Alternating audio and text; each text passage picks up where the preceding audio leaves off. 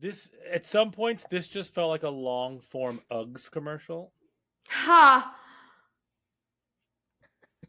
I can't. I mean, it's 2010. Like that's like peak Ugg. Uggery. Yes, it's peak Uggery. Peak. I always wanted that when I was in. Do you want to play a game? What's your favorite scary movie? Be afraid. Be very afraid. You're gonna need a bigger boat. Here's Johnny. The power of Christ compels you! The power of Christ compels you! Whatever you do, don't fall asleep. Welcome to Talking Horror with Jamie and Nikisha. Hi, I'm Jamie. I'm so sorry. It's okay. I decided I'm going to change up my highs every time now. That's wonderful. Hi. I think last time I was like, hello. Yes. I love it. The other voice that's laughing is Nikisha. Hi. And this is Talking Horror with Jamie. And Nikisha, who's laughing at me. Yes. I'm sorry, it was so great. We are here to share our love for spooky things and talk horror through the lens of human behavior. Well, welcome everyone. We are off to a fantastical start. Hi, hi, hi. Hello, hello. Hi, hi. Woo. Hello. That just reminds me of Mrs. Doubtfire. When she's hello. Yeah. With the cream pie so in her wonderful. face or whatever it is. Absolutely. 110%. And 10%. And that other male voice that's talking, if you don't already know, now you know, is producer Brian. So he's in the mix as Hello. What Mrs. Doubtfire is like at its core a problematic movie that comes off as just so delightfully charming. Yes. Wait, can I have just one sentence of how it's problematic? I mean, I know, but I just He's want to a hear it from terrible you. father. He would never be able to see his children ever again after that stunt he pulled. Yes.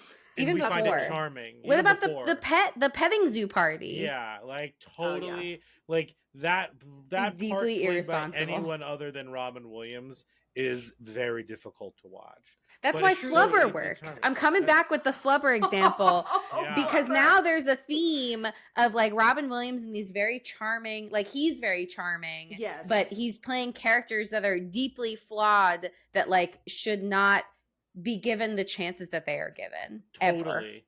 I agree. Okay. I think now, adulting. now.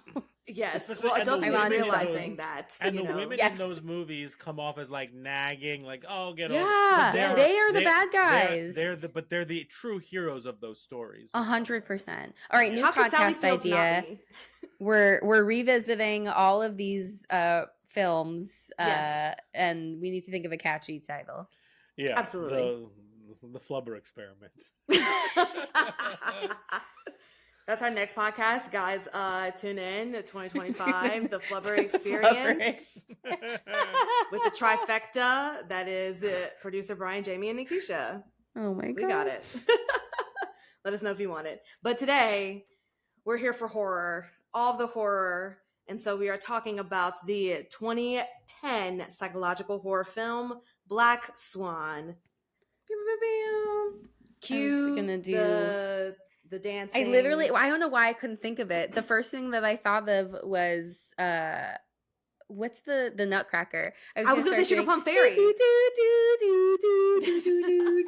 I was like, why can't I think of a single part from Black Swan? Oh, Yes, there we exactly. go. I absolutely was we about got to say there dance. eventually. Oh no, but it's both Tchaikovsky, so like that's a bridge. It's both the Right. same composer. Okay, all right. But I absolutely was about to say Dance of the Sugar Plum Fairy, and it's like that's not Black Swan. Yes. You Take know our what? music away. I have no musical theater experience. Do not come for me, people. Right, People of come the for pod. me and my degree. I should know better. I'll admit it. All right, so Black Swan was directed by Darren Aronofsky, and it stars one Natalie Portman, Vincent Castle. I'm gonna say Castle because Cassell. our director is called Vassal, but it's not. Oh, It's- really? Yes. So I thought it would be Castle because it's spelled the same except with a V, Oh, but maybe I think not. it's Correct me if I'm Cassell. wrong. Is it? I'm not actually sure. I think it's Vincent Cassell. Okay, I'm gonna go with Cassell then. That sounds Yeah. right to me. Okay, Vincent Cassell, Mila Kunis, hey girl, Barbara Hershey, and oh hey, our favorite Scream queen, Winona Ryder. What's up? Also, This is let's such a not good cast. let's also give props to Barbara Hershey Yeah, as mom in Insidious. Oh yeah, absolutely. Duh. I was like, Mhm. where do I know her face from? Our And horror her mom. scary demeanor. Yeah, she's Mhm. horror mom. Insidious. Yeah. Now we have to add horror moms to Yeah, As a our- category. real. right Mm. with what's her name from Hereditary? Wow, why can I not think of her iconic? Toni Collette. Thank you. Oh yeah. Yes, She's a good Ooh, horror like best mom. horror moms. that's good. Oh man, You the gotta- wheels are You turning. gotta make sure you say horror. horror moms. Because Not horror whore moms would be a moms. totally different list. Very true. Totally different list, but yes, Good Barbara catch. Hershey, we love you. We stand for you as well. So it's just a pretty stacked cast of people. I Yeah. truly forgot that Winona was in this movie. Me too. Until this rewatch, so I'm excited It to was a get great into reveal. that. A Mhm. great reveal. Mhm. So heavy spoilers for Black Swan. It is currently streaming on Hulu and Netflix. So, but I think it's going to leave Netflix soon. So catch it while you can. Oh, it was on Hulu? Yeah, it's on Hulu. Oh, I didn't realize Oh. that. We watched Yes. it on. Not that that matters where we watch it, but Right. Yeah, I didn't know. Cool. But it's on Hulu. So if you can't catch it on Netflix, catch it on the Hulus. Heavy spoilers for that. And Jamie, please list us those trigger warnings. Yeah, this movie is about dance. So if that, I'm Spirit starting there. Wow. Yeah, spirit fingers and all. Really? Yeah, wow. But it's another movie that like takes place like examining the lives of people who are dancers and like everything that comes with that. So like, you know, if you're familiar with that world and that culture and that is upsetting to you for any reason, it definitely like digs deep into all of that. For sure. To start with, there is also some sexual assault, some references to suicide, a lot of hallucinations, drug use, some other sexual scenes that seem consenting. There is Eating disorders. eating disorders, Ooh, yeah. stabbing, leg injuries, Scary poultry.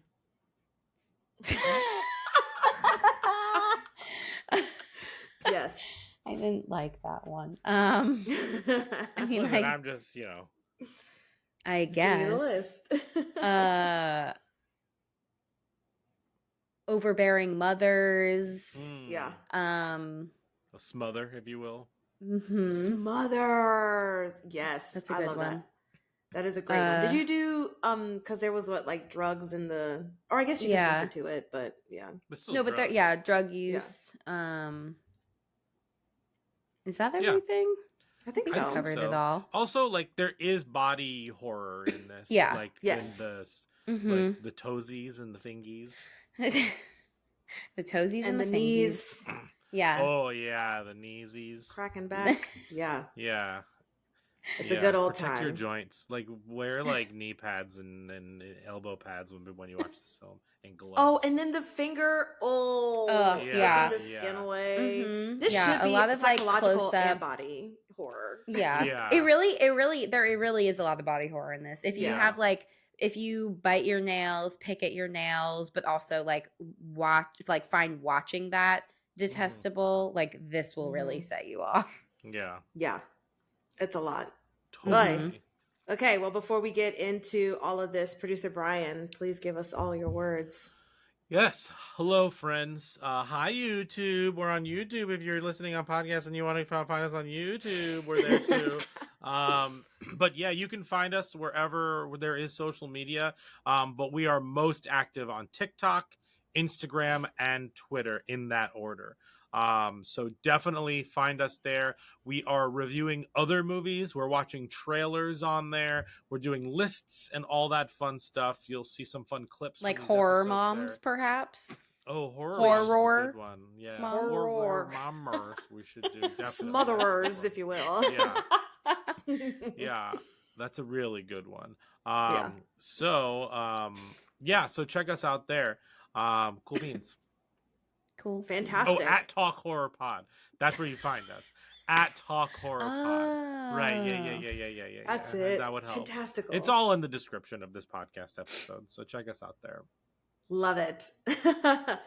All right. Well, guys, have you watched anything new? It feels like there's not been a lot of new releases that have come out. Yeah, but also, Nikisha, I'll be totally honest with you. Every year before we do the best of 2023, I burn myself out.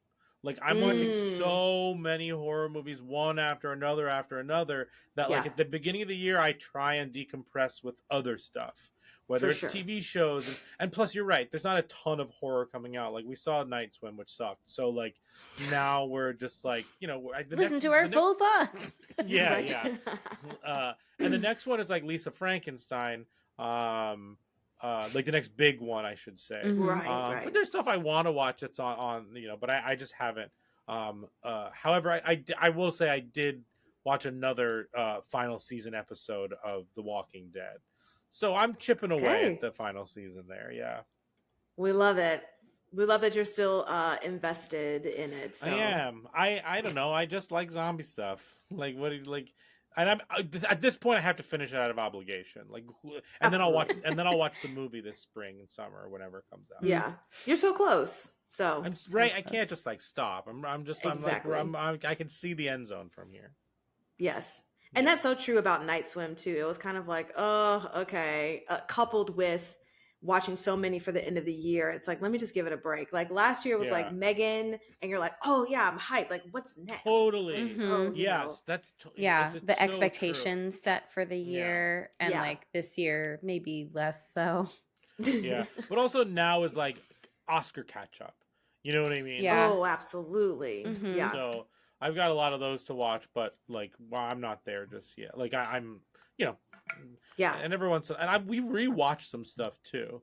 Okay. Like just randomly, but and also a lot of shows like RuPaul started up again, and Yeah. we're now Mhm. into Survivor. Like so, there's a lot of that stuff kind of taking over our free time. Oh, and I started shrinking because so many people Mm. ask me if I have any thoughts on it, and I find myself avoiding things that remind me of work. For But I heard it was sure. really good, so I finally started it, and it is really good so far. But obviously, I have problems. What is that streaming on? Apple TV. Oh, nice. Okay. Mm-hmm.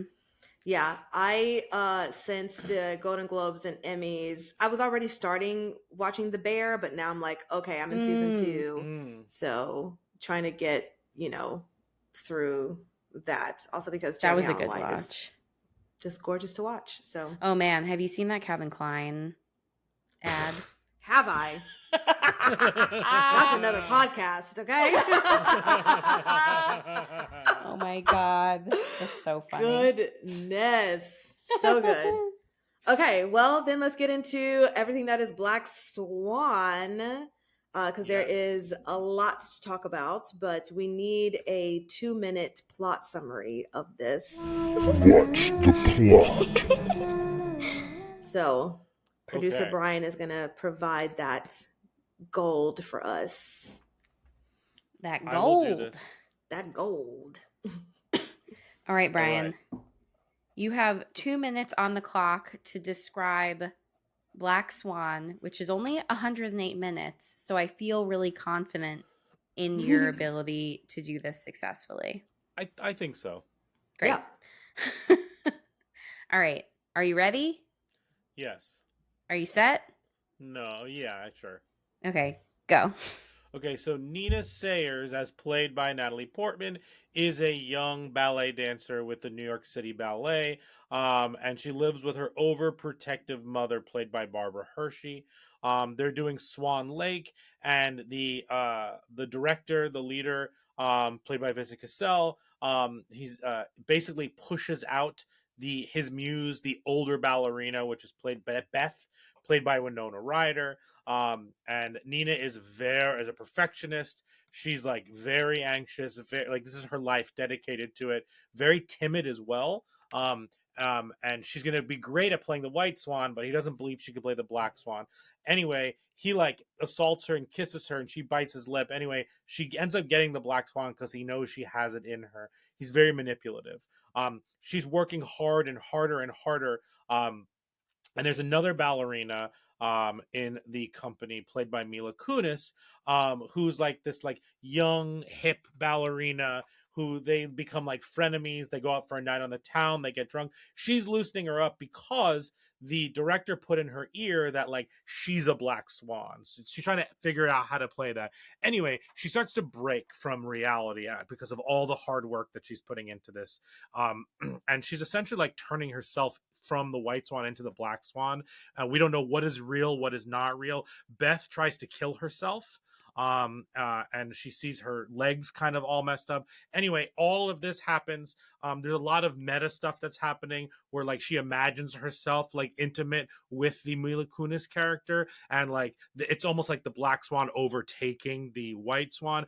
Anyway, at the end of the movie, she finally has the first performance, and she kills Mila Kunis, and she goes out there and does an amazing job as the Black Swan. But in the end, she actually had stabbed herself, and that brought out the Black Swan. And then we'll discuss if she dies or not at the end. And that's the plot. Fantastic. In that last performance. Yes. And I also want to thank you. I also do want to say a couple things, little fun facts before we begin. Ooh.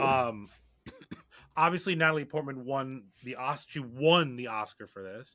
I think this is our second horror actress, besides Kathy Bates, who won Best Performance for a horror movie. Yeah. Oscar wise, like that we've covered.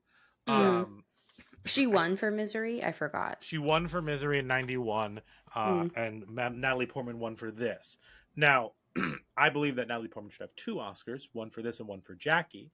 But that's a whole nother conversation. That was the law. Jackie was the La La Land year. Anyway, but I think that Natalie Portman's performance in Jackie is spectacular. That being said, also Vox Lux. Everyone watch Vox Lux. Oh my god. Spoiler alert, soundtrack by Sia. Yeah, it's amazing. That might be my suggestions. Anyway, so that. However, Jamie and I were looking it up. Only 6 horror movies have been nominated for Best Picture in the history of the Oscars. I believe that. Only 6 pure horror movies. Like I'm sure there's some that you can make an argument for that have horror elements to it, but only 6. We've covered 3 of them now. I want to say The Exorcist. The Exorcist is the first one to ever be nominated. Then Jaws. We've never done a Jaws episode. Then skip from 1975 all the way to 1991, which was Silence of the Lambs. That actually won. That's the only one that won. Correct. Ever. That's crazy. Ever. Yeah. Wow. And there's an argument to be made that is a police movie that has horror elements. I disagree, but I do too, but I could see the argument for that. I think it's a horror movie, but like you could make the argument that it's like an FBI thriller, CIA thriller. You know what I mean? With like he's eating elements. people, guys. Yeah. Oh no, I totally agree. No, I know. Yeah. So that's the 3. Then the next one is The Sixth Sense. Oh no, we covered The Sixth we did. Sense. So we did. Yeah. Sixth Sense. So Sixth Sense, then this one, Black Swan, and then Get Out. Yeah. Those wow, but Silence of the Lambs is the only one. Yeah. I mean, some of them, lots of actors and actresses have won for horror movies, like supporting actress in Rosemary's Baby. She won. It wasn't nominated, but she won. Screenplays, like Jordan Peele won screenplay for Get Out and stuff like that. There's plenty of stuff that like that happens. I just but the Oscars just don't like horror. And it's like it's so disappointing, especially when you get such excellent performances. Like look at Hereditary. Like, look at Toni Collette's performance in Hereditary. That is an Oscar-winning performance. It is. That blows my mind that she does not have an Oscar for that, or at least Right. a Or nom. even nominated. Yeah, Right. it's just like it frustrates me how like biased media is against horror. Also, when it again does so well, it is so like commercially Yeah. successful, and it's like, is that why you don't like it? Because it's like appealing to the masses, and you feel like you're like better than the masses by picking only like comedies and drama, because that's like the history of Yeah, I mean, I would argue that there art. I would argue that comedies like get the same. I would almost argue that comedies get a harder. It's harder than drama than horror, because at least horror can be like can be. I don't want to use the E word, but horror can be prestige. Horror can be some more like more something like that. But a comedy is a comedy. I won't Like, boo it's- you if you say it. Yeah, but like comedy, the way that the Oscars look at movies, Yeah. they would be more willing to nominate like an elevated horror movie Boo! Tomato! Boo! than they would than they would just like something there's they, No, but I agree. Yeah. I just think that it's frustrating, and like whenever these like old white people get out and like usher in a new era of people, like that is what I look forward to, whatever that era is in the future. For sure. Where, like Sure. more things, more diversity, like more equity. We're just not. But even to your point of comedy and horror, wasn't Get Out placed in the comedy section so that it would do better as far as nominations or being nominated for things? Like, wasn't that a thing? Wait, say that again. That I guess it Get wouldn't have Out been was for the submitted Oscars. as comedy. That doesn't instead matter of for the horror. Oscars. Oh, Because the okay. Oscars That's is the just like Golden blanket Globes. across. Yeah, the Got it. Oscars Okay. is like blanket. Was it submitted as a comedy in the Golden Globes? I thought that it was so that it would do better than being considered a horror movie. Yeah. It was. It was nominated 2018 for actor in a actor- musical or comedy and Yeah. musical or comedy. That's the Golden so Globes. wild. Right. Well, the whole Golden Globe system, the whole Emmy system of what's a Yes. comedy and what's a drama is all now. It's all sorts fucked up. The Oscars at least like just have one. It's just movie. So like Right. but they obviously prioritize the dramas for what. Anyway, we could talk For about whatever this for reason. like a million Truly. hours. I definitely could. Right, But because The Natalie Bear Portman- is in the comedy category, and like, what is it's that? not. But it's 30 minutes, so it is. But it's, Right, yeah. you know what I mean. But like, it's not. it's Um, not. yeah. But Natalie Portman did win Best Actress for this movie. Fantastic. Yes. I didn't know And, that. That's awesome. Yeah, she won. Like I'm like looking at the Golden Globes, and it makes me so mad because Mhm. like the things that it's not like the other things in the same category were The Disaster Artist, The Greatest Showman, I, Tanya, and Lady Bird. Like that's insane. That's insane. Can we don't need to. I hate, like, it just makes me mad about like labels and like boxing things in that like don't quite make sense. Like, can Yes. we have more labels that like more appropriately target this thing? Yes. I also still have like an ongoing gripe about like the musical or comedy. Like, why does that continue to be Together. this like weird overlap? Yep. Agreed. Agreed. Somebody write a letter. Jamie, get an email going. Strongly worded letter and/or email. Yes. But she beat out Annette Bening for All the Kids Are All Right, Nicole Kidman for Rabbit Hole, Jennifer Lawrence for Winter's Bone, and Michelle Williams for Blue Valentine. All excellent performances, but this one's pretty spectacular, and we'll talk about Yeah. it. Especially the work that Natalie Portman put into it to try to do as much as she could without a body Yeah. double. Yeah. But Fantastic. she did have a dance double. Right. Exactly. Yeah, but she put in the work. She married the choreographer of this movie. What? Yeah. I didn't know that. That's okay. Listen, do what you need to do. Are they That's still married love, or no? baby. Yeah. Yeah. Oh wow. Since Okay. 2012, they have 2 kitties. And by kitties, I mean Congrats. children, not cats. Not Sorry. kittens. Yes, needed to clarify. Ah, fantastic. All right, well, let's get into our first segment of likes and gripes. And also tell me, what number of times have you seen this movie? And now our likes and gripes. Jamie, do you want to start? Sure. Right. So I saw this in theaters when it came out, Oh, work. and I don't think that I've actually like sat through it in its entirety since I saw it in theaters. I may have seen like bits and pieces on TV if it was on, but like I have not sat through a full rewatch of this since it came out. Mm. But I man, this movie is so good. I like there were things that I remembered, but what I did not remember was how sad the ending was.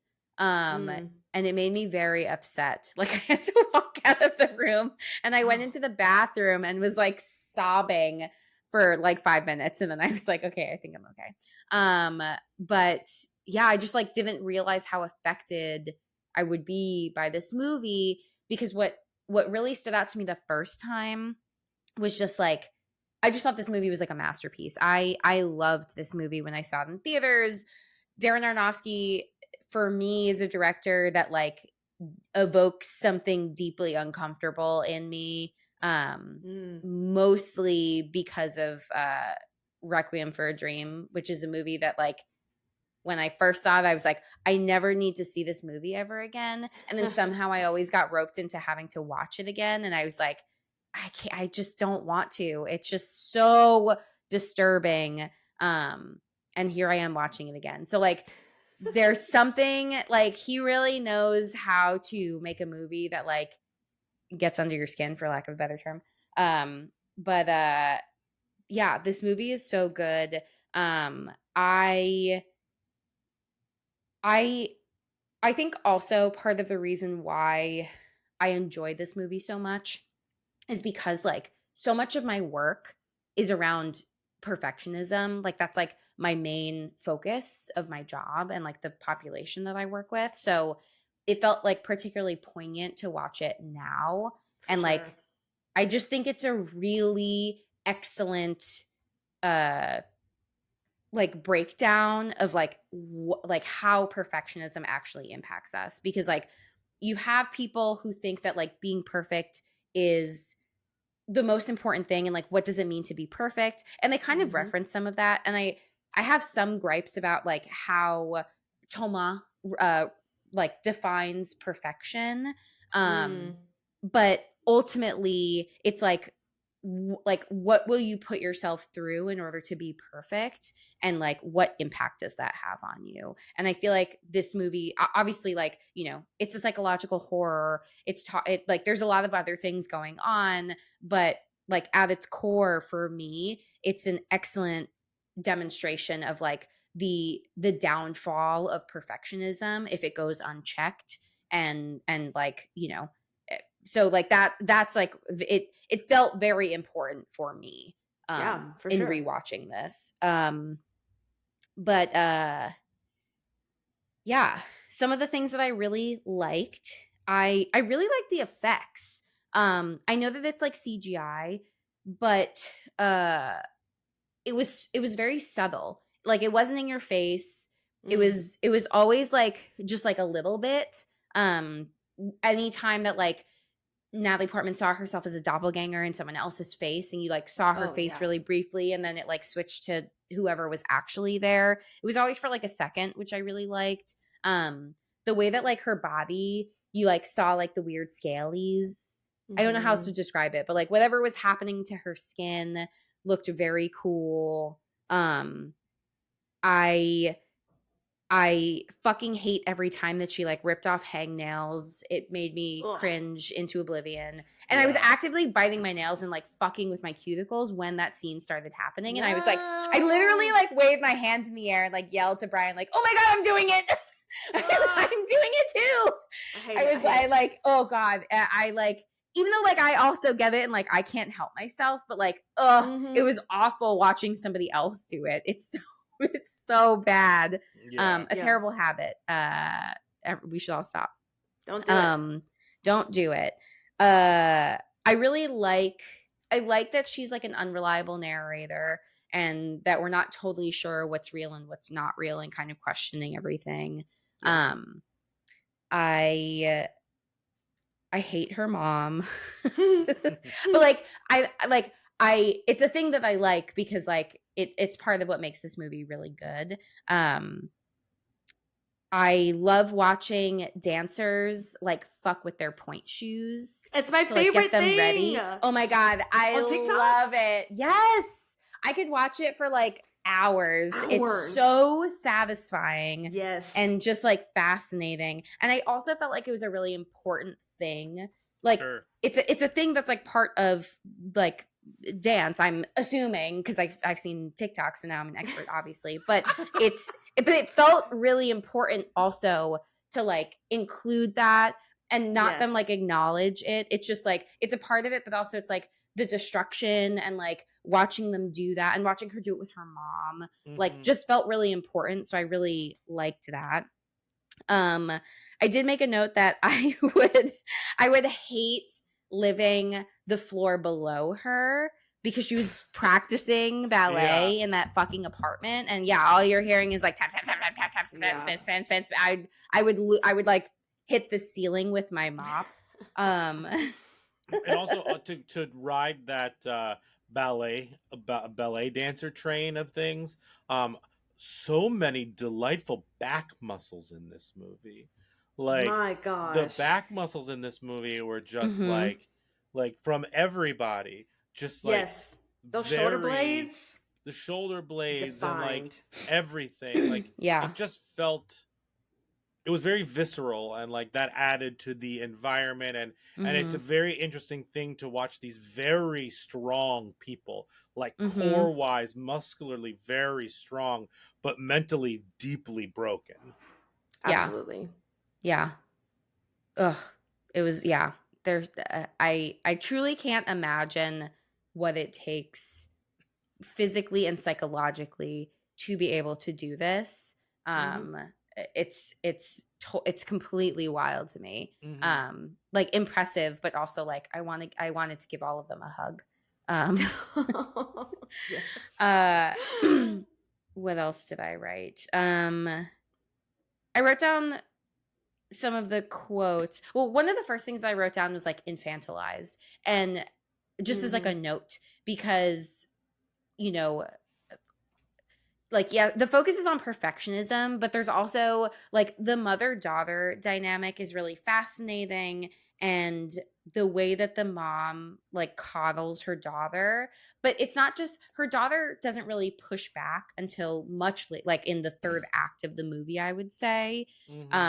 She's very accepting of it, and I would even say like feeds into it in some ways. When she first gets offered the role of like the Swan Queen, she calls her mom and is like, he picked me, mommy. Like that call just made me so deeply sad.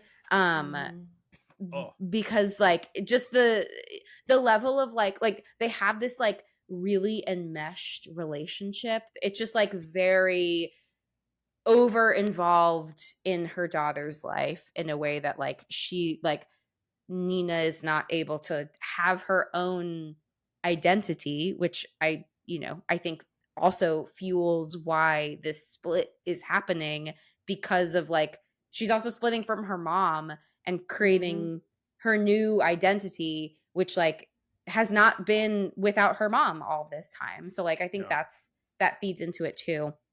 Also, if I could, so that quote, "He picked me, mommy," Yeah. is so effective for me, because when you call somebody to say you got a part or something, you say it from a personally positive place where you're just like, I booked it, or I got it, or I earned it, I did it. But it was he picked me, mommy. Like Yeah. the those words subverting the expectation of what you think a normal being relative, obviously, but a more grounded, level-headed person would say in that moment, who has a little bit more self-esteem, Mm-hmm. that is a gut punch of a moment. And I did not expect to be like floored by that moment, truly. Yeah. Yeah. And then there's the other line that the mother says to her, where she says, she's like, you used to have a career or whatever it was, and the mom says, the one I gave up to have you. And then I think Natalie Portman, Nina, says something to the effect of like what career, Right. like that type of thing. And that was just like brutal. Yeah. All the little things that Natalie Portman says to her mom, or Nina says to her mom, and some people post like being suffocated like in the bedroom, like by Mm-hmm. the other character, are just so sharp and like incredibly piercing, Yeah. especially when you compare it to the first half of the movie or what you expect people to do in those situations. Right. Mm-hmm. But going back to the line that Jamie pinpointed, he picked me, mommy, truly brutal. Yeah. Mm-hmm. But Ugh. it's super rooted in perfectionism, because like perfectionism is fueled by a fear of failure. And so it's not like the what you were describing, where it's like there's one situation where like she got this part, breaks into two different ways that somebody can perceive that. On one hand, somebody who maybe has like more positive self-esteem is like, I booked the part, I got this, versus somebody who is so afraid of failing that it's rooted like in them being accepted. It's all external validation. It's not like her own ability to recognize her own accomplishments and success. And so like that's the way, like what you are pointing out is very much like her perception of herself is like, I have to be the best, I have to be perfect. This conversation is like fueling and continues to fuel her perception of herself of like, I can't fail, I have to be perfect. It's not like I succeeded in this, it's the I can't fail. Yeah. And like I just think that that's also really interesting with perfectionism. So the comments about perfectionism, one of the comments that Toma says is like, all that discipline for what? And like there's a part where I feel like obviously there's a lot of like negging and just like cutting people down, which is gross. But the other thing, the one that really bothered me, is when he says perfectionism isn't about control, it's about letting go. And I have a problem with that because I don't agree with that. Perfectionism, again, if perfectionism is rooted in like a fear of failure, you're trying to have control over everything to prevent failure from happening at all costs. So like his idea of like the perfect black swan is somebody who is able to portray this like more like sensual, like loose version compared to the white swan, who's like very rigid and like, you know, innocent and whatever. But that's not. He says perfectionism is not just about control, it's also about letting go. Surprise yourself so you can surprise the audience. Transcendence. Yeah. Rude. But like it's because somebody who is so fearful of like failure is unable to let go. So it's also like really unhelpful feedback that he's giving. Most of the time, the things that he's saying, I have a problem with. But again, I'm not like, I am not, no, but like that's coming from someone who's not a dancer. But Yeah. I also just don't think that, maybe I'm wrong, but like I feel like if I was a dancer, I'd be like, you have to give me concrete feedback on what you actually want me to do, which he never gives, which I think part of that is like, this is a movie for lay people who maybe aren't dancers. So like, that's fine, whatever. But like him just saying like, you got to lose control is like, deeply unhelpful when he's already identified that she's Yes. like very rigid and like Yeah.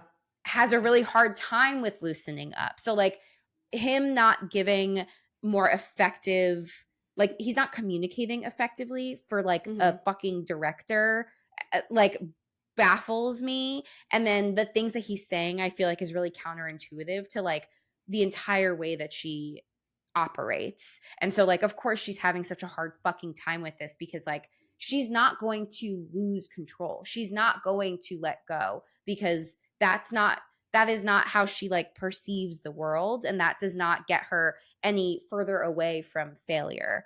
Even if it Yeah. ends up like self-sabotaging her, because again, perfectionism is the idea of it like motivating us and moving us closer towards our goals is a fallacy, that it ends up causing us so much more harm because we don't believe in ourselves, because we struggle so much with like self-confidence and self-esteem, because it's rooted in fear and not in like actual growth and the ability to like continue to do better and readjusting those expectations. Like it made me very mad over and over again every time he was saying those things. That's so funny because in my notes I have that exact quote and that I loved that quote. Oh, interesting. Wait, tell really? me why. Go Yes, on. and it's so funny because a few weeks ago I had a conversation with one of our former musical directors at Hamilton about being in the show for so long and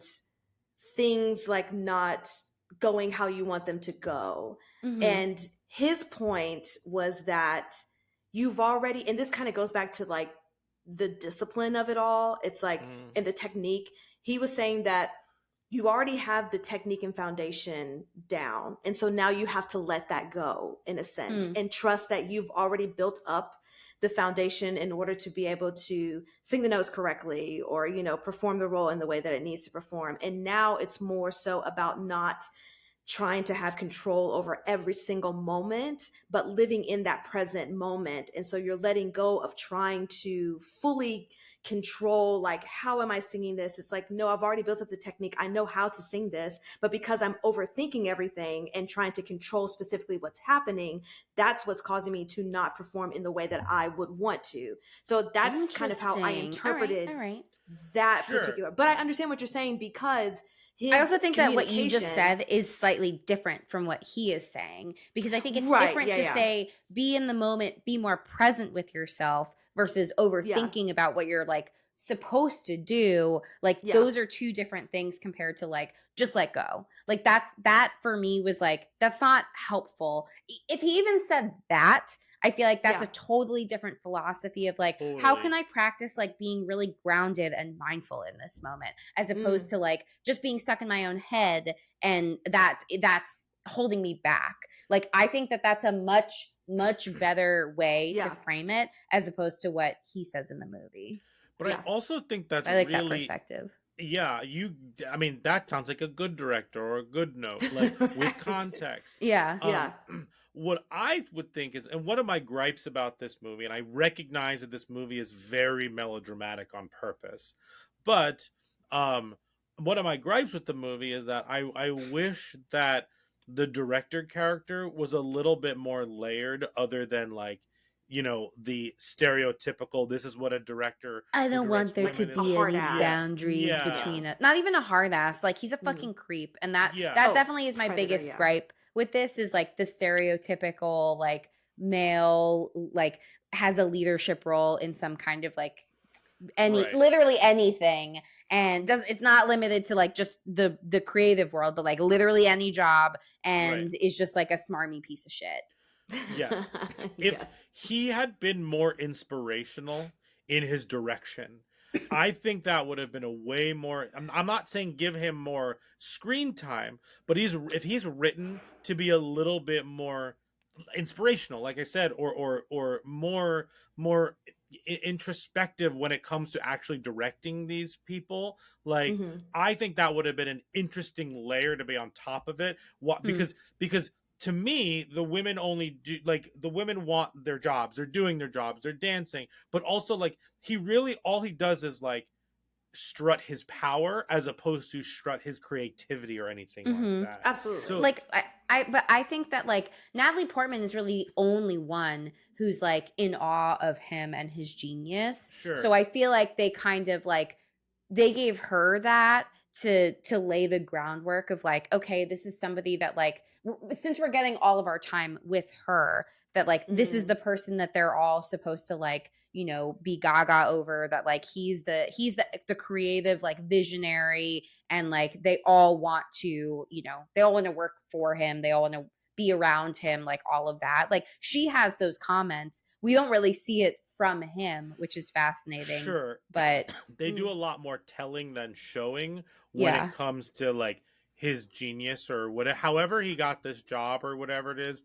And I could have used a little bit more to build that character up a little bit more and make that more interesting, because whenever he's really talking to her, whether it's in front of the Lincoln Center fountain or whether it's at his apartment or whether it's this, it's really only this stereotypical manipulation as opposed to like something more than that. Now, I'm not saying that that would have made the character less creepy. He'd be equally as creepy, but I think it would be a much more complicated viewing experience than just the you know, one note yeah, because like behavior. it was very when this and I'll get into that later, but yeah, that's so if he had said something like what you said, Nikisha, and she still couldn't get it and was still trying to figure it out, like I would argue that that's even more interesting than a lot of this being surface level, like he doesn't give notes, she's got to figure out what to do. If he gave notes, would this movie even happen? That's another question we can actually, you know what I mean, ask. But again, we didn't see every rehearsal. Yeah. Very true. Jamie, do you have more likes and No, I don't think so. I think that's pretty much it. I really like this movie. The end. Yeah. Fantastic. I'll go because you said a lot of mine already, Jamie, but I loved the opening dream sequence of like her, the starting of like her being or the possessed, but it's part of the actual Black Swan story, which I had to look up and be like, okay, what is exactly happening in Black Swan? But I love the opening sequence. I also love the dancers breaking in the shoes, and I'm glad that they included that process. I also hate, and this goes back to the one note director stereotypical thing. It's those things where like the director will call people like forward if they're like waiting in a line, but then like the people who he calls forward are the ones that get cut, but the ones that are in the back are fine. And that whole sequence with him like tapping the people on the shoulder and being like, if I tapped you on the shoulder, like you go to rehearsal, but everyone else, you can audition for the principal parts. Like, I hate that shit. It's just so annoying. Just like be upfront. I guess and that also ties into like the communication thing. It's like be straightforward with your communication. Don't like make it dramatic just for shits and giggles. It's like it's already a dramatic situation, you know. I loved the circling shots as Natalie is dancing because it makes you feel like you're like in the moment with her dancing when she was doing her initial audition for the Queen Swan. I love the general idea of like the physical manifestation of her obsession and her blind ambition and willingness to do whatever to get the part, and how that kind of translates through what Jamie was saying about unreliable narrator, but we're seeing like things happen to her physically as well as just things that she's seeing in her mind, like with the Mila Kunis character and that interaction, all that stuff. One gripe that I had is that no ballerina is dancing with her hair down. I don't do ballet, but I've seen enough TikTok videos and I was like, none of y'all are dancing with your hair down. That's like she's the Black Swan. She's so badass. Right. Yeah. Right. It's like that's just being stereotypical. Yeah. Like I'm going against the grain, guys. Like I have my hair down. It's like, no, you can still be a badass and your hair is gonna be up in that bun. Somebody's gonna yell at you for that. I loved / hated the ripping of the skin from the fingers. I thought that was nice body horror gore. I also agree with Jamie with the shadows of Natalie's face, but it was somebody else every time she was looking at people. I love the orchestration. I thought it was great, even though it was mostly Tchaikovsky's like music. But you're right, the score. Wow. how they Mhm. added it in there was Yeah. amazing. And I thought it really added to the heightened intensity of a lot of the scenes in the movie. One gripe that I had is that her sweet nature got a little bit annoying to me, of just being Hmm. like, Mm-hmm. oh, I don't know, oh, I'm so because That was a great impression. Nikisha, one of and my I notes here is what a bummer to hang out with her. yeah, and I think it's mostly because like I live in this kind of industry of entertainment. Yeah, yeah. Mhm. And you have to have way more confidence than even the people that I know who can be so self-deprecating still Mhm. had more confidence in their ability than she did, and wasn't Sure. as so meek, mild little mouse as she You're like, was. me. Yeah, so that just kind of got annoying to me, because it's like, girl, you chose this industry, you know how this industry is, and I Mhm. understand being like tunnel vision focused on the goal, but you Mm. can't also be like, oh, but I don't want to step into the spotlight. It's like, no, you gotta have more confidence in that. One thing that I did disagree with Jamie was talking about the CGI. Mhm. This second go around, I didn't like the CGI as much. And I think the Hmm. main scene that I didn't like was when her legs were breaking Oh yeah. into the That's also swan. gross. Yeah, it was gross, but then I was like, oh, this is heavily CGI'd, and it just Yeah. didn't do it for Oh, me they didn't in break that. her actual legs. Right, yes. Interesting. Go on, go on. Ah, yeah, it was just like way too much. But I did enjoy when she was spinning when she was actually performing the Black Swan, and then when she was Mhm. doing all of her spins at the end, and then transforms into like all of That was the very feathers. cool. Thought that was awesome. And then that shot to where she's frozen, but the shadow is of the swan in the Yeah. back. It's like, Mhm. that's gorgeous, gorgeous, gorgeous, gorgeous. Mhm. um I also agree with Jamie. I like how you don't know like what's real and what isn't. Mhm. But Mhm. also a minor gripe that I had, and this is the last thing, is no one saw that blood on her costume. Like, no one at the Sure. beginning, Yeah. because it's a white costume, and even if it was just a little bit of blood, it's like there's red there. Like, what's going on? What's Yeah. happening? And Like it you just could see kept getting that. bigger and bigger. Yes. Yeah. So it's like nobody is checking in on this girl. But it was nice to revisit this movie. This is only my second time watching it. And the first time I watched it was only a couple years ago. I didn't watch Hmm. it when this first came out. I feel like this was a pandemic watch for me the first time I Mm. saw it. And the first time I saw it, I was enamored. Loved everything about it. Thought it was gorgeous, blah, blah, blah. Second go around, just little things, just mostly from my time being in this kind of industry and how things work and how people work. It was very stereotypical, but I get it because it's Hollywood and it's trying to portray the most drama possible. Mhm. Um, but I still think that this does a very good job of, like we said, talking about the ballet shoes, talking about like auditioning for things in general, because I've been in rooms where you are watching the other person audition for your Mm. part, and how stressful that can be in that instance. And dealing with like dick directors who don't Yeah. know how to communicate things, Mm. and you having to try to figure things out for yourself. And also, and we'll talk about this in brains, just the whole perfectionism of it all as an artist, and wanting to do your best, but Mhm. also having to, like I said in the quote, like let go of the control that you have, because you already have the discipline and the knowledge. It's like, if you already know how to clap your hands, you don't have to think about clapping your hands, right? And Mhm. so I think as artists, we sometimes are like, yes, trying to figure out like, Oh, be careful. how can I, right? Am I clapping hard enough? Is the width wide enough? And you get into overthinking, and it's Yeah. like, no, you already know how to Wow. clap. So like, enjoy Never just thought clapping about clapping, and now on the I'm two. worried. How far Yes. out do I go, or is it like Right. Or clapping on the 1 and 3 or the 2 and 4, Oh yeah, wow. Our clapping anxiety has really been brought out in this episode. That was not Yes. on my Black Swan bingo card. Right. No. But I think it's a good representation of, like, I guess, bringing it around to enjoying the art form again, as Mhm. opposed to just trying to be perfect in the art form. it's like you can be, there's a balance of being good at what you do and also enjoying what you do, because I think if you're too focused on trying to be good at what you do, it's not going to be fun for you anymore. And I'm speaking Mm-hmm. on just personal experience.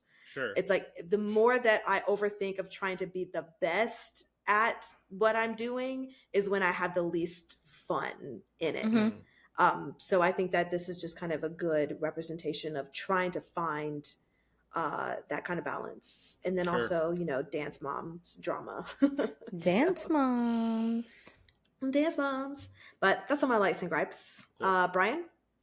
Yeah, sure. This was my second full watch of this movie.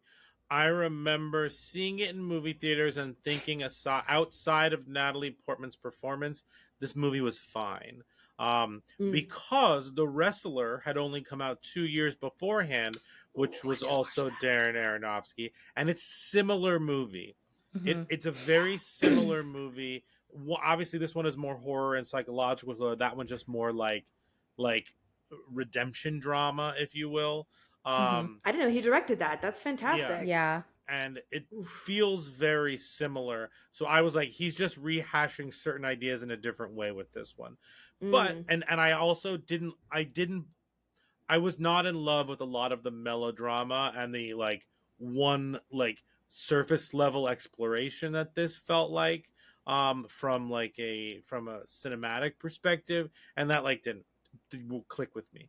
This time I really enjoyed it. I was able to separate myself from it, from the wrestler and all of that. I bought into the melodrama of it all, and Natalie Portman's performance was even better this time. Yeah. I think the camera work in this movie is absolutely dynamic. And I'll point out what Nikisha said earlier, that opening prologue dream sequence is wonderful. The camera work around all the mirrors in this movie, which Mm. also leads to us, it also hurts and helps us understand what's real and what's not, because obviously Mila Kunis never comes back to the apartment with her in real life, but when the mom enters, there's that shot of her sneaking across the mirrors and stuff like that. Natalie Portman's in the bathroom with her with the mirror. Natalie Portman's obviously in the ballet rooms with her in the mirror. Like, she's in the bathroom with the mirror. There are mirrors in her bedroom. Like, all of that is just really well executed. But specifically at the end, during the last 20 minutes of this movie, the camera work in the actual ballet, when you're following what's her name from behind, Mm. and then it cuts to this static shot of just what the audience sees. And what I found fascinating about that is so much, it really does an excellent job of how chaotic things are on stage and how the audience only sees pictures. And whatever Natalie Portman's Nina is going through on that stage, they only see the final product. They don't, and I really loved that juxtaposition of what's happening in the moment from the actor's perspective, and specifically Nina, and what an audience is seeing and absorbing. I thought that was Mm. really cool, which is why I also love the shot of the swan behind her while Yes. she's in that pose. All of the sound work in this, from the score that Nikisha mentioned to the point shoe Foley work, is just amazing. Mm-hmm. Also, shout out to the transition of the creepy guy on the train, doing the Oh, yeah. creepy noises. That transition into her cutting her point shoes down and stuff like that. That was a spectacular sound transition in general. This movie really moves. I think that the pacing of this movie is absolutely wonderful. I think that and it also helps that she's a broken person before the movie. There's no one thing that breaks her in this movie, and then we're going on her journey. We set who she is, and the movie just goes, and I really appreciate that. A couple things I really love: that throwing away the cake scene when they're trying to celebrate, and her Oh, mom just goes from 0 to 60 on that. yes. Mm-hmm. Also, I really believe that they would live on an apartment on 103rd Street, or around then, sharing that in that felt very realistic New York, and that Absolutely. and all those little details like that don't take me out, so I can focus on everything else. Yeah. The mother has control, but she wants her own control, and that push and pull is really excellent. the skin rips, as we mentioned. Oh, Lily laughing during the announcement. All the little things and then she thinks she hears Lily laughing in places when she's walking by her. Like, what's real, what's not, it doesn't matter. Natalie Portman, but like Nina hears this in her head, which I think is wonderful. I like the idea of clipping the fingernails, not just because it represents like the scratching and the self-mutilation and stuff like that, but it also represents this like fine line between the mother hurting her and helping her. I like that. It's kind of that kiss kill. It's another version of like kiss kill in some ways. I really like that. Who uses those types of little scissors to cut nails, though? That really stressed me out. I was like, Yeah. there are nail clippers. Like, why are you using nail clippers? That was a gripe. I mean, I love the simple things like darker clothes. She that Nina wears darker clothes after her night out. Like because I like that the idea of like the pillow, like that night totally whatever was the drugs or whatever it is just broke her and like turned her into somebody else. Shout out to Sebastian Stan in a little cameo in this movie. Oh yeah, he did at the club. Yeah. I think that casting Winona Ryder in this is very effective. She doesn't do a lot. She's obviously a very good actress. But there's something to say about somebody who used to be like the star of the 80s, 90s that kind of went away. And like she kind of got pushed out for whatever reason, whether it was age, whatever it was. I just thought it was a very good use, like a meta use of that actress. I like that it really starts and defines itself as a psychological thriller and then becomes horror.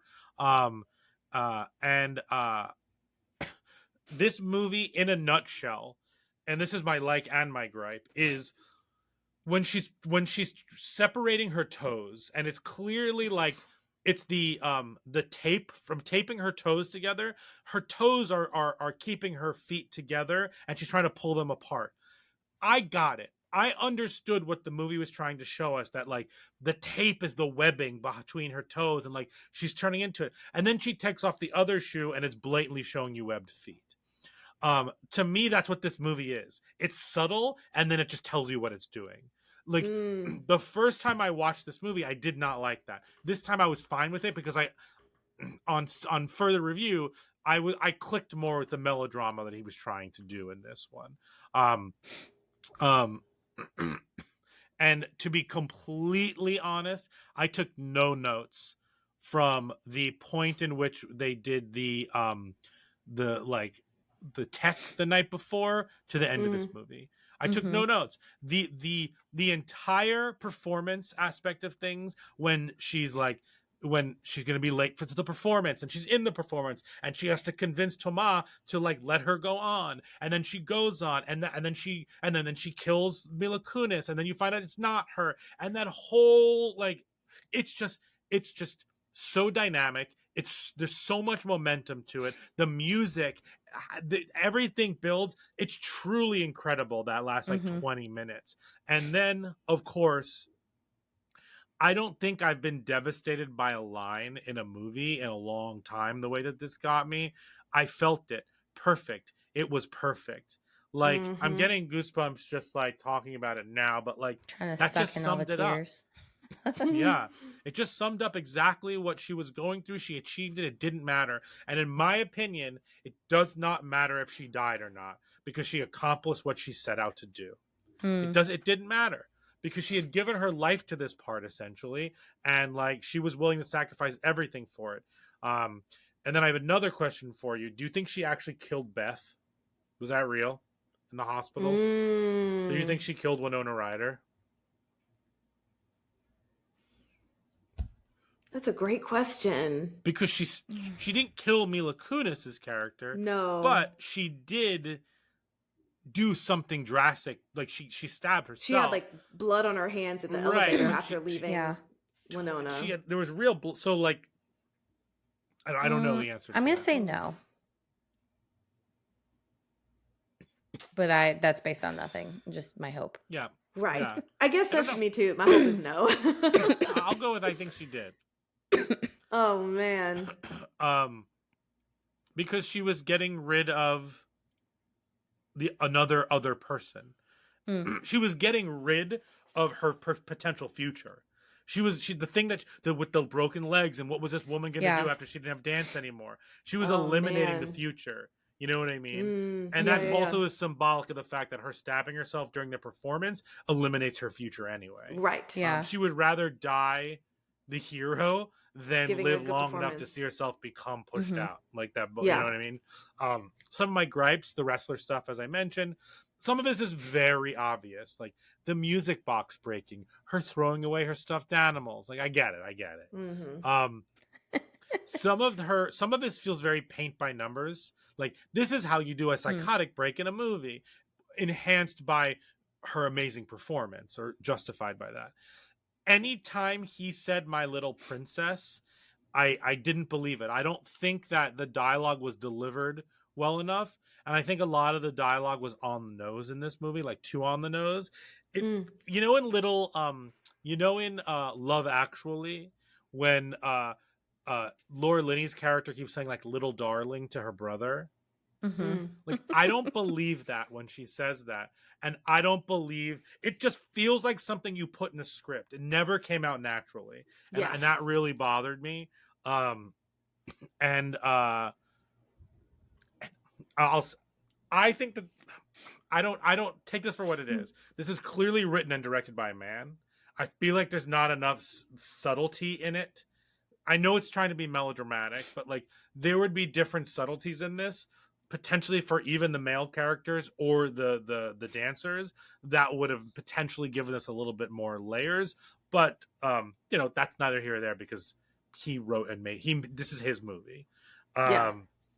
But yeah, and my biggest gripe of this all was that the director was just a villain, and he never really came across as anything other than that, Mm. to justify, outside of the fact that she was ambitious in her own way and dependent on what the director thinks. I could have used a little bit more, like, as I mentioned, like actual creative inspiration that would, like, you would understand how he could get a job like that at that prestigious, like, dance company. Right. Mm. You know what I mean? Mm. I mean, that's not taking away from the fact that he's a creeper and awful, because like in the history of, as Jamie said, in the history of all of that, like, they're always creepers. Yes. And then yeah, and then does the mom actually, do you think the mom is helping at the end by trying to keep her back from doing the performance? Oh, I think it That's might be a so little bit hard. of both. And is her I mom don't actually know. in the audience? Mm. I don't I think don't she's think in her the mom is audience. there. Yeah, I don't think she's in the audience. And I think that she's trying to help in her own way as a mother, but also as a mother that's controlling and just Mm. wants her daughter to do whatever she wants her to do. So I think it's both of, like, yes, she's trying to help, but in a manipulative way. Like, it could have helped Nina's character to not do that performance, but the Mm. reasoning behind it from her mom is manipulative. Oh, I forgot one last thing important. This is the most important note, obviously. um this, at some points, this just felt like a long form Uggs commercial. Ha! I can't. I mean, it's 2010. Like, that's like peak Ugg. Uggery. Yes, it's peak Uggery, oh my Uggery. God. Peak I always Uggery. wanted them when I was in college. That's when we were in college. I Mhm. always wanted Uggs. Oh yeah, sure. When we were in I did have college. one pair of Uggs. I own like fake Uggs. I Fugs? don't think I ever Fugs. got like Fugs. Yes. But But I I think get so. it. I understand dancers wearing Uggs. Like, they keep your feet warm. It's very comfortable. Like, and it's peak Ugg. I get it. I totally understand. But Well, also, now they have like it's a lot of the Uggs. special insulated little booties Mm. that they wear that looks like a big winter coat. Like it's Oh. literally made of like this material. Oh. And if you've seen on YouTube, hi. But it's like shoes. And I've seen even people like in the Hamel world just wearing them to like do their warm-ups. I was like, Interesting. oh, that's pretty cool. So the Uggs are out, and now these little coat booties are in. Coat booties. Coat booties. Fantastic. Is that all of our likes and gripes, everyone? I think so. Okay, well, let's get into brains. Jamie's been talking about it a little bit, but let's get deeper into it. Deeper. Deeper.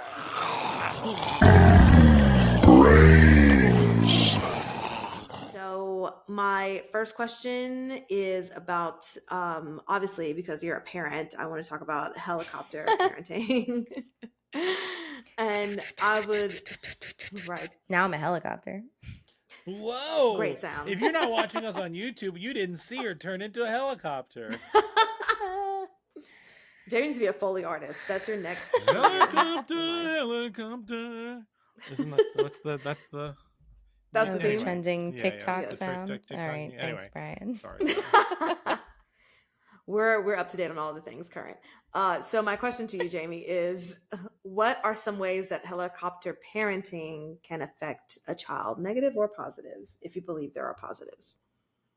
Do I believe that there are positives? I mean, I think that this like over involvement of a parent makes it hard for like children to create their own identities and like be independent.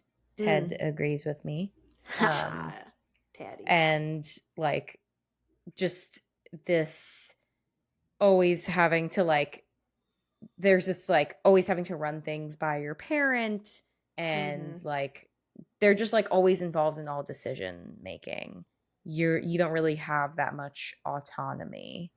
And I think it can lead to like difficulty with codependency, difficulty making decisions on your own, like struggling with like identity formation and development. Like if so much of yourself is like also kind of attached to a parent, like Yeah. because of the over involvement or because they like view that you as the child as like an extension of themselves.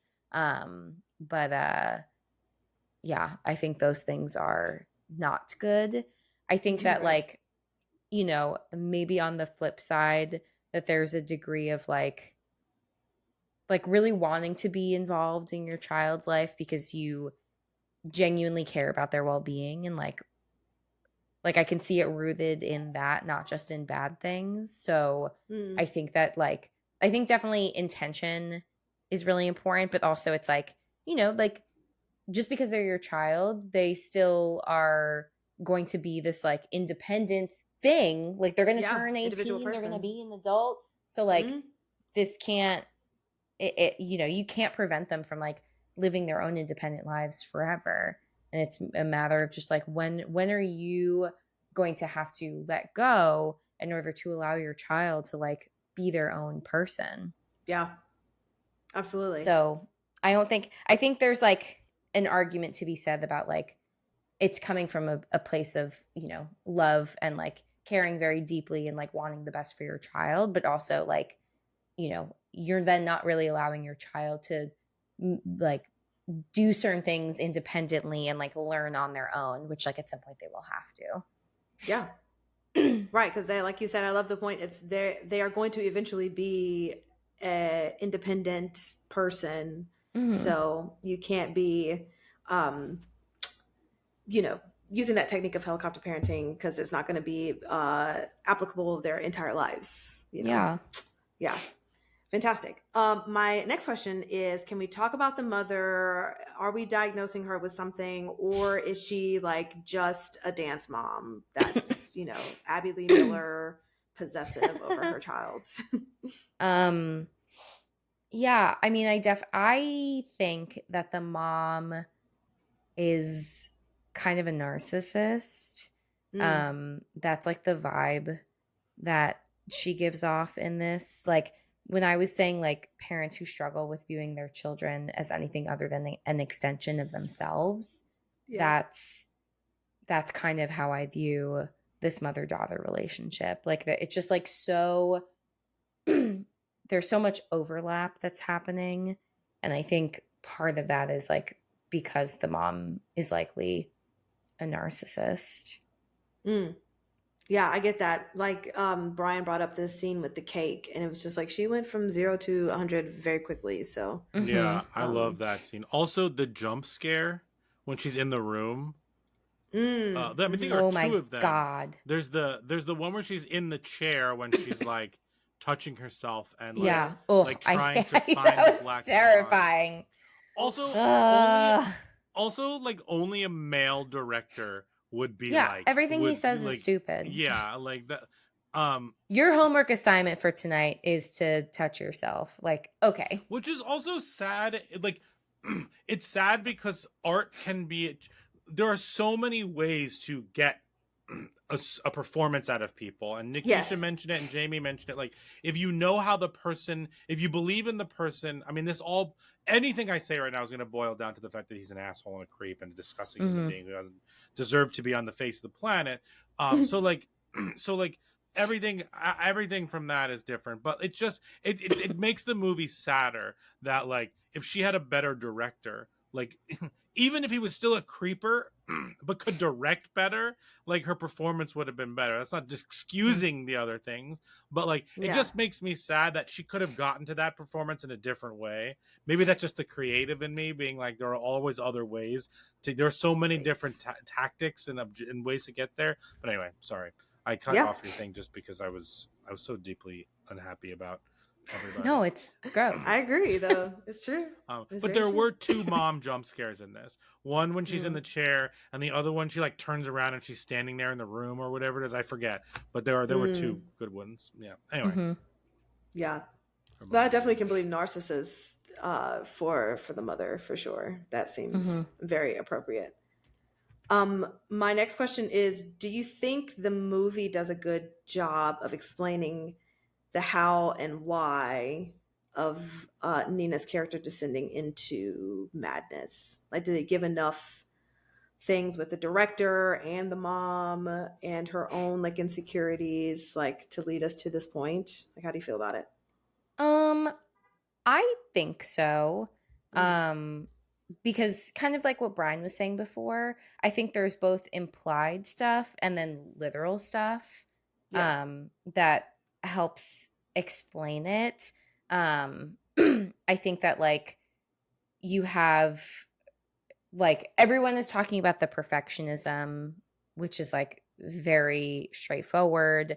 You have her hallucinating, you have like the doppelganger, you have the mirrors. There's so Mm, many things that are like that are helping to demonstrate this like shift that's happening. yeah. Um and like I do think that all of the kind of talking that they do, the discourse around like perfectionism, even the mom who's like, I'm, like I know what this world is like and how it can chew you up and spit you out. Like, are you okay? Even the Yeah. mom is like kind of checking in on her and like seeing her scratches and seeing like she's seeing all these physical signs of stress on her body and is like, are you okay?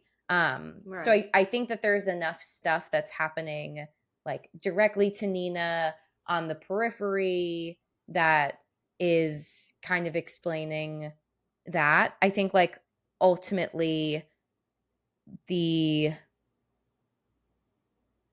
like she wants this so badly that there's something that like it's also happening kind of like under the surface, like subconsciously, and that's Yeah. kind of why I think the splitting is happening, that like her desire to achieve perfection or to get this role, whatever, is so great that like she's not fully cognizant of the fact that she's going through this transformation.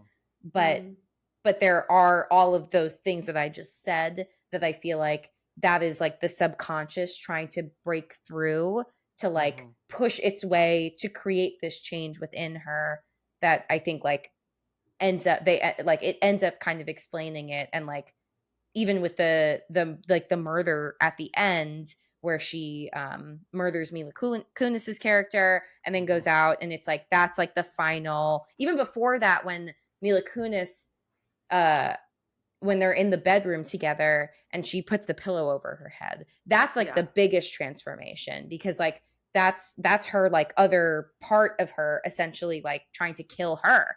And so Yeah. like we're seeing that happen, and that's when she starts to like talk back to her mom, is like telling her to like go away, and like is trying to like do her own thing. And so like that's when I think you see the most resistance of her like former life, her life, her identity, her relationships is like fully devolving as she is also shifting into this like new version of herself. Yeah.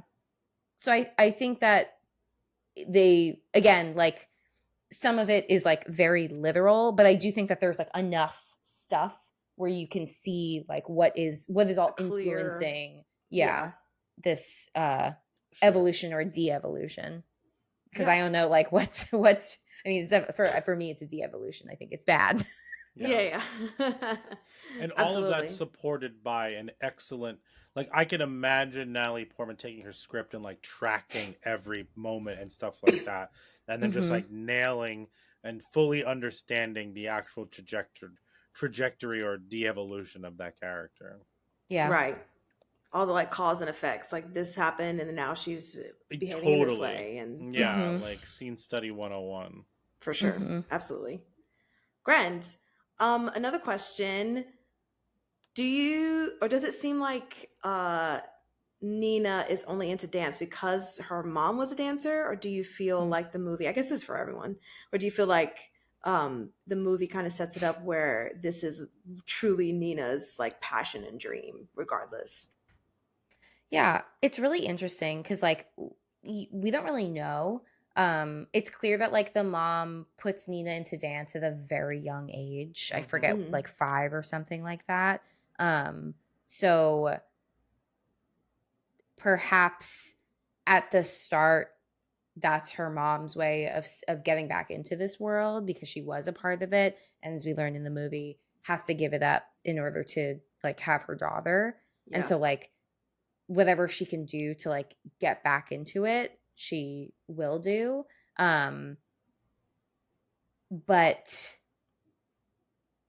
I mean, it doesn't seem like she's forcing her to continue with it, but at the same time, also her mom is very manipulative, and like the dynamic of Nina being so infantilized, it's kind of hard to figure out, is she able to like kind of make her own decisions about things? And again, we don't see that until the end of the movie, but Mhm. like this is something that she like seems to want so badly that it's hard to differentiate whether or not her mom like put her in this position to begin with, or she actually has like loved it independently of her mom and like Yeah. wants to be like even better than her mom was. Right. Yeah, I Yeah. guess. No, go ahead, Brian. All I'm going to say is I find it hard to believe with how they set up that relationship, that it isn't like a dance mom's like I'm vicariously living through you kind of scenario, Yeah. especially with the manipulation and all of that. Like, and I just and there comes a point where like as a young adult you're just like, oh, this is all I can do. And whether that Mhm. is whether that is told to you by other people and manipulated into you, or you believe it like do it yourself, I just don't see a world where it's not like that. Yeah. No, I see that. I guess similarly, like, do you think that her downfall was truly just caught, and Nina's downfall was truly caused by just her, I guess, ideation of perfectionism, or does it also have to do with the manipulation of her mother and the manipulation of the director as well? Mm. Like, do you think that there are multiple causes, or was it just like a through line of her just wanting to be the best so bad that the end result happened because of just that? I think it's a combo because so like the way that I view it in terms of like how we perceive things. So I'm going to take a cognitive behavioral approach. So like this is the idea between Love like it. our thoughts and our emotions like influence each other, and like that also impacts our behavior. And our thoughts are often rooted in like these underlying beliefs that we hold about ourselves, whether or not they're actually rooted in reality, you know, seemingly doesn't matter because we still believe these things about ourselves.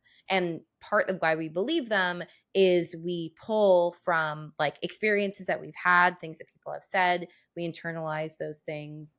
What one of the ways that I describe it is like we run bad experiments all the time because our experiments aren't like objective. We are like picking and choosing the things that fuel our hypothesis of ourself. So if she is like, I'm a failure, then anytime anybody says something that like is critical, that is negative, that like fuels that belief that she's a failure, is like highlighted. It's overly emphasized. Like we're zoning in on those things, and it continues to fuel that underlying belief. Anytime like something, there's like positive feedback or like, you know, something goes well, those are outliers. We minimize those, we dismiss those, we like give less attention to them. So I think that like part of it is over time we create this like we create a belief that we hold that like is how we perceive everything.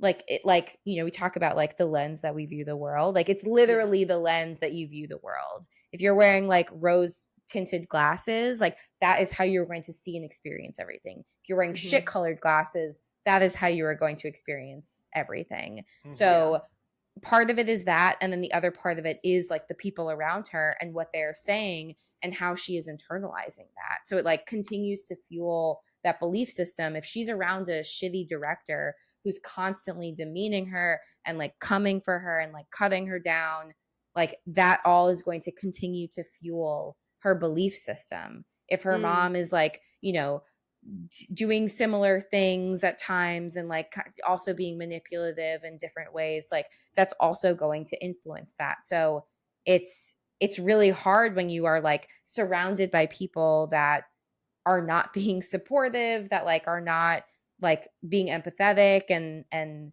you know, it makes it a lot more challenging to challenge that belief because it feels like you don't have enough evidence to be able to like counter it.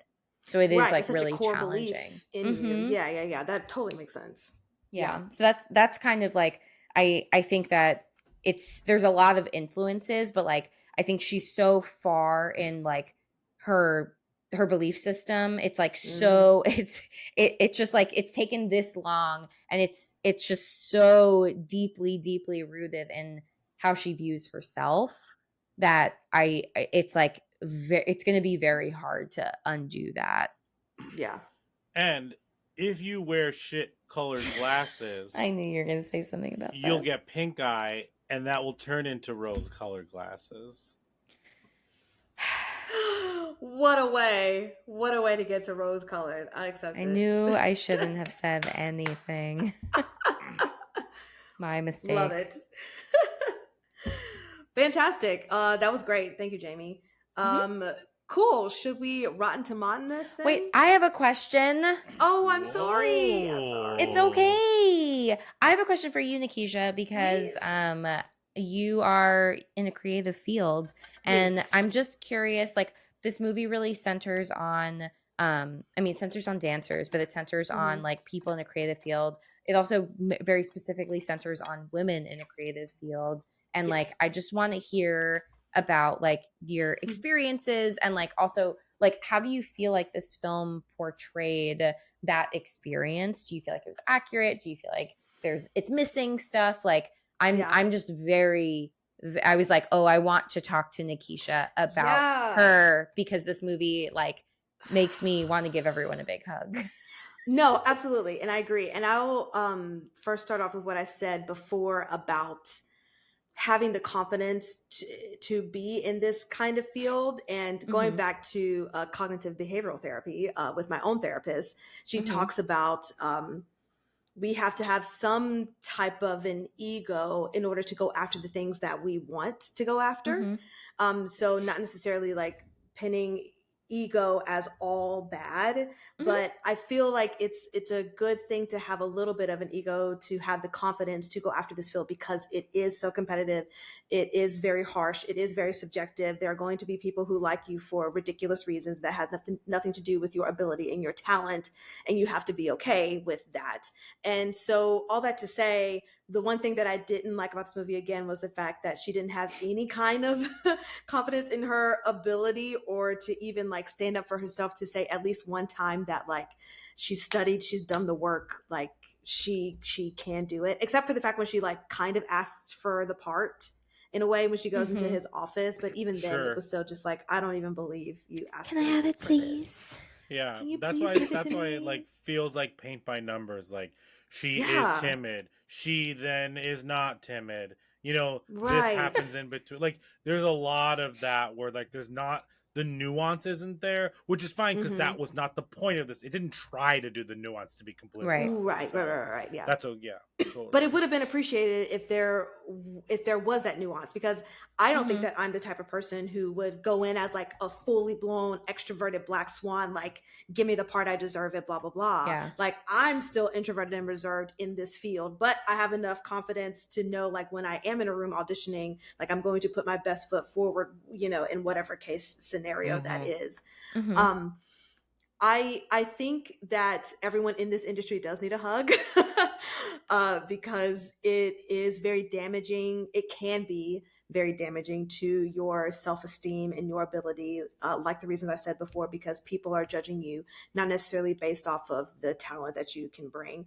And then as a female, I think this is just kind of worldwide in general, having higher ups that are males, having directors that are males, and then them not necessarily communicating effectively to you as a female. I think that that is very accurate. I think that unfortunately the creeper aspects of directors and higher ups is also very accurate, in the sense of men manipulating women is still a thing that happens way too often in the year 2024 in this industry. So even though it was one note and very saturated, it's still a thing that happens. But I do like the idea of, you know, at least in the Mila Kunis, even though they're like, oh, she's the free spirit or whatever, but like you can tell she's enjoying dance. And like she is trying to stick up, you know, for Nina's character, even if she might not have gone about it in the right way of being like telling the director, like, don't be so harsh on her, like, you know, chill out. And even Mila, when she does the dance and she like knocks on her door, when we find out that Mila wasn't dead at all and was like, oh my God, that was so great. It's like, yes, like that happens. Like people are supporting people, women are supporting women. Yeah, and it felt very real and genuine. So I think that was a really a good thing to put in the movie.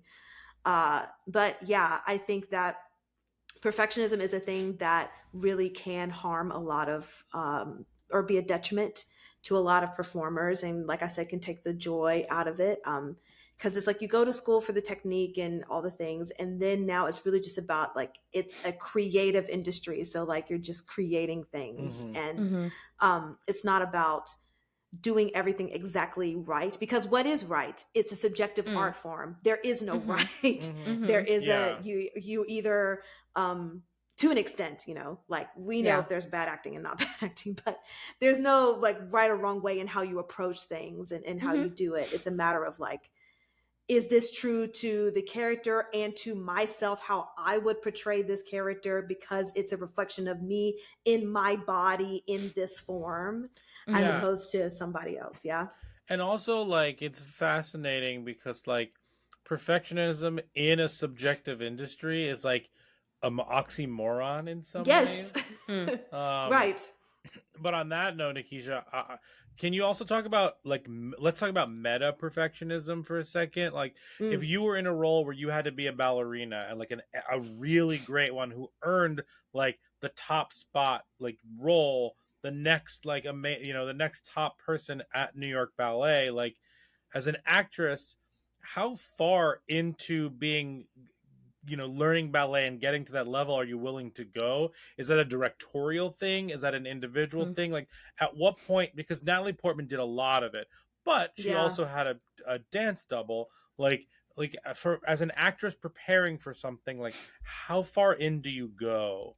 You know what I mean? Yeah, I think Mm. there's a combination of things because in the interviews that I've seen of other people who do this kind of work as well, um, even when I think of like Marvel movie characters, right? So in their preparation for like trying to do maybe some of the stunts in the movies, Mm-hmm. like from my understanding, like you only are given a certain amount of time to prep for these things based on when you start filming, and that's all determined by the director, right?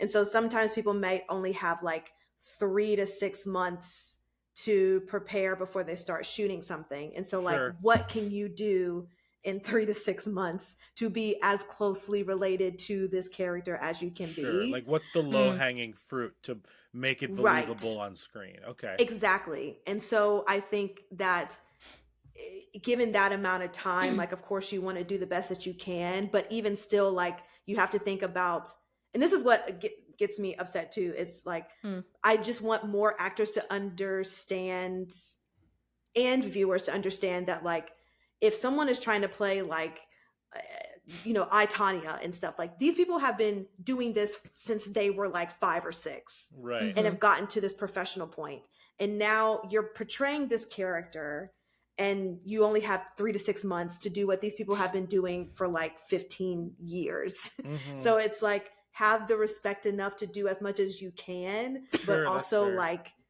leave it to some of the professionals to do the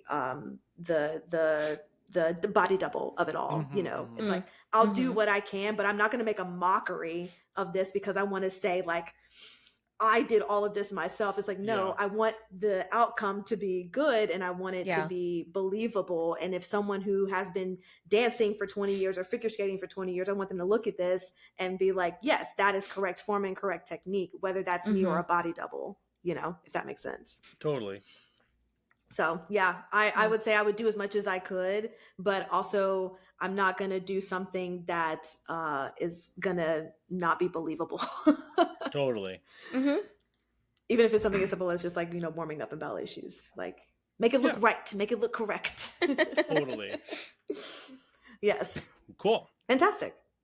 So let's rotten tomatin this. Let's Rotten rotten tomatin. tomatin the Black Rotten tomatin. Swan. All right. It's the Rotten Tomatoes game. What do you think Black Swan has on Rotten Tomatoes? 93. Yeah, I was gonna say 91. 85% on Rotten Tomatoes. Wow. Hey. The audience score is 84%. So, like, totally right Wow. on target there. Okay. Bracingly intense, passionate, and wildly melodramatic, Black Swan glides on Darren Aronofsky's bold direction and a bravura performance from Natalie Portman. Yeah. Yeah. I dig it. Yeah. And what do you think this has on Letterboxd? Again, this is 1 through 5 with decimal points. 3.9. 4.1. It's 4.1. Whoa! Ding, ding, ding, ding, Good job. That's fun. ding, Yes. ding, ding. My favorite review is by Emo Support Jamie. Perfectionism is bad. I forgot that I wrote it immediately after. Obsessed. And then I was like, oh, I literally today was like, oh, right, I have to go in and put it in my leather box. But I guess I did because I'm trying to be better at it. You were already Look at doing a me. great job. Past me. I'm so proud of past me. Woohoo! All right. Should we do the 4 S's? Yes Yes. Skull, scare, shakes, and suggestions. The Talking Horror's 4 S's. Okay, the 4 S's are skulls, scares, shakes, and suggestions. We're gonna do those 1 through 10. Skulls is how well this movie handled mental health and human behavior. Scares is how scary was it, and shakes is how much will this last with you. Is this a one and done? Will you keep watching it again and again? Um, so Jamie, let's start with you. What are your ratings? Yes, indeed.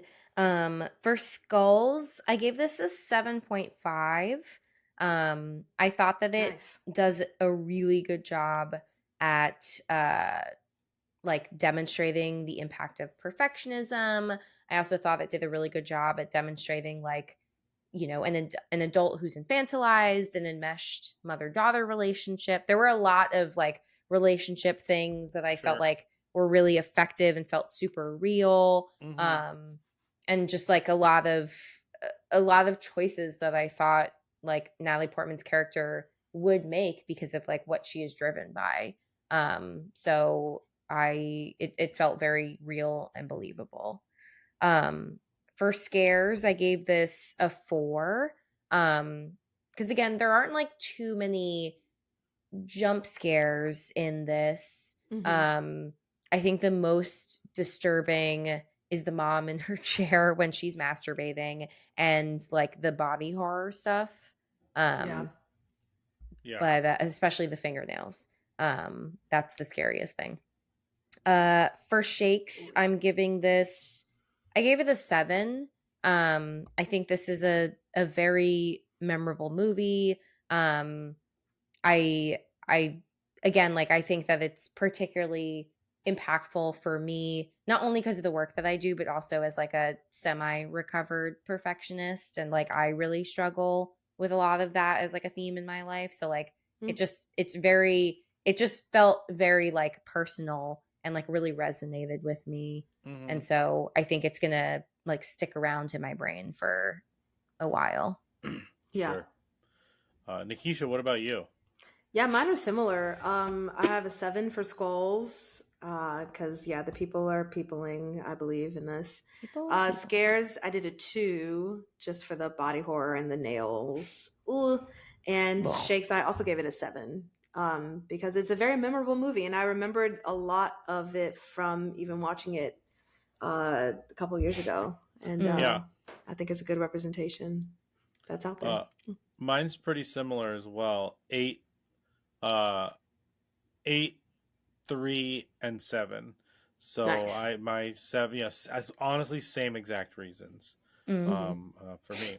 But I'll start with my suggestions if you don't mind. Mm-hmm. Go for Um, it. I have 4 suggestions. Just don't take mine. Uh-oh. Okay, I No, won't. go, go, go. Go, go, go, go, No, go. I'm gonna leave the one off that I think you're gonna do. Uh Oh. So if you want Natalie Portman, Box Lux, oh. definitely. If you want to see like Natalie Portman as full Black Swan, watch Vox Oh, Lux. yeah. Mm. That's a great description. And if you want her, if you want to see like a haunting performance, watch Jackie. Mm. I consider Jackie and Spencer by the same director, like in the horror canon, but on a very different end of the horror canon, if that makes sense. That's so interesting. Mhm. Okay. And go see A Chorus Line. Oh, yes. Oh my god. Don't watch Such the a good movie. The one. movie stinks. Find a production Slime. of it around you and slime tutorial and watch Or A watch Chorus what Line. that A Course on documentary from 2008. Yes. But I just think that that paired with this, it just shows what like a dancer goes through, and therefore I think this is actually even more effective if you kind of have that like basis of that. And Mhm. I will save my 4th one if nobody says it. Okay. Jamie, go ahead. So I have 2. Uh if you want another creepy movie that centers around like dance and ballet, Suspiria. But I'll give my caveat that I have only seen the remake. I've not watched the original yet, so don't come for me. It's on my to-do list. But my other real suggestion that like this movie's so good and I haven't watched it since college, is Perfect Blue. I don't know. Was Oh, that that the was one that you not had? mine. Okay. Some people say like Darren Aronofsky denies this, but it's like very clearly influenced by Perfect Blue. It's an anime. It's really fucking good. I highly recommend that movie if you like this movie. Nice. My suggestion is Perfection in the Name. It's called The Perfection. It's with Allison Williams. Oh, I have not And watched that movie, but I know what it's about. yes, it's super creepy. Along the same lines of like drive and ambition and kind of the unreliable narrator, but a little twisty thing. It's very good. So the perfection for me. Also, for shits and giggles, since we're throwing out a chorus line, Center Stage, baby. Sure, yeah, Ooh. center stage. The one that I thought someone was going to say, but no one did, and I actually think it's my number one suggestion to pair with this, is Starry Eyes.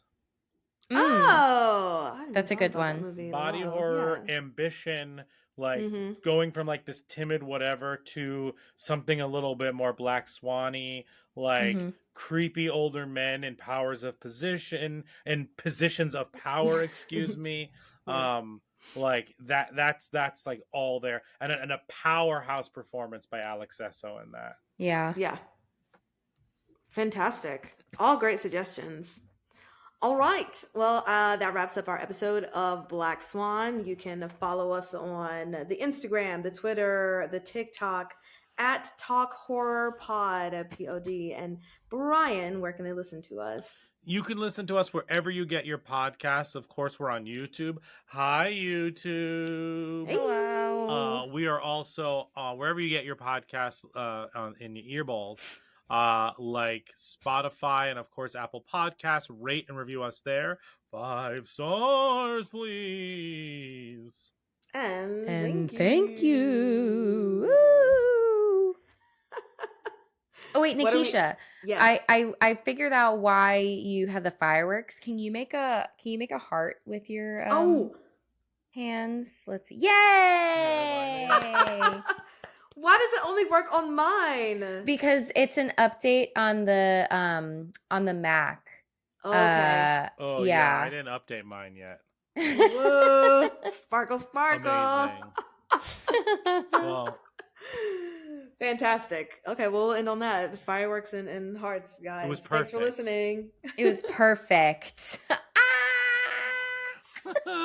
Yes. Dun, dun, dun, dun.